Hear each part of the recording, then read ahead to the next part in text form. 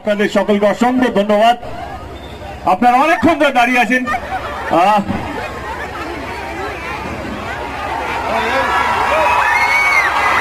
এতটা ভালোবাসা দেওয়ার জন্য মন থেকে আপনাদের সকলকে ধন্যবাদ। Thank you so much.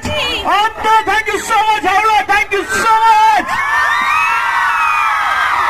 মানে আমার সত্যি ভীষণ ভালো লাগছে।